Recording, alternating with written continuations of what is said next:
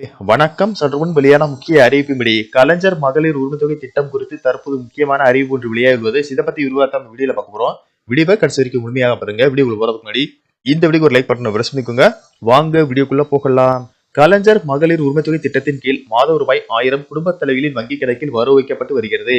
இந்த நிலையில் தமிழக அரசு அண்மையில் 17 லட்சம் பெண்களை இத்திட்டத்தில் கூடுதலாக சேர்த்தது. இருப்பினும் இன்னும் சில 1000 பெண்கள் இந்த திட்டத்தில் சேர முடியாத நிலையில் உள்ளனர். அவர்களுக்கு இன்னொரு முறை விண்ணப்பிக்க அரசு வாய்ப்பு வழங்கும் என முதலமைச்சர் தெரிவித்துள்ளார்.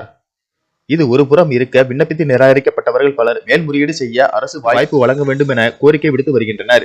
இது தொடர்பாக அமைச்சர்கள் அண்மையில் கொடுத்த விளக்கத்தில், தகுதி இருந்தும் தங்களின் கலைஞர் மகளிர் உரிமைத்தொகை விண்ணப்பம் நிராகரிக்கப்பட்டது என கருதினால் வருவாய் கோட்டாட்சியரிடம் முறையிடலாம் என தெரிவித்தனர்.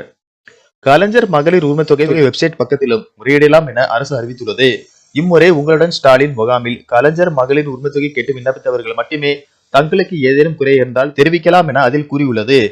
ஏன் எனக்கு பணம் வரவில்லை என கேட்டு விண்ணப்பிக்க முடியும். அதில் கவனிக்க வேண்டிய ஒரு விஷயம் என்னவென்றால், மகளிர் உரிமைத்தொகை திட்டத்துக்கு தேர்வு செய்யப்பட்ட பலருக்கும் இத்திட்டத்தில் நீங்கள் தேர்வு செய்யப்பட்டு இருக்கிறீர்கள் என்ற மெசேஜ் வரவில்லை. ஆனால் விண்ணப்பிக்கும் போது கொடுத்த வங்கி கணக்கில் மகளிர் உரிமைத்தொகை 1000 ரூபாய் கிரெடிட் ஆகி இருக்கிறது.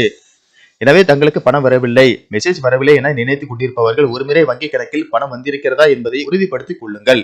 மகளிர் உரிமைத்தொகை வெப்சைட்டில் இன்னொரு மாற்றம் வந்திருக்கிறது. அது என்னவென்றால், முன்பு தகுதியில்லாத பெண்கள் யாரேனும் இந்த திட்டத்துக்கு தேர்வு செய்யப்பட்டதை அறிந்தவர்கள் இந்த வெப்சைட்டில் ஆன்லைனில் புகார் தெரிவிக்கும் வாய்ப்பு இருந்தது. ஆனால் இந்த ஆப்ஷன் தற்போது தமிழ்நாடு அரசு இப்போது நீக்கிவிட்டது. தகுதி இல்லாத பெண்கள் குறித்து பொதுமக்கள் ஆன்லைனில் புகார் தெரிவிக்க முடியாது. அவரவர் விண்ணப்பங்கள் குறித்து மட்டுமே முறையீடு செய்யலாம்.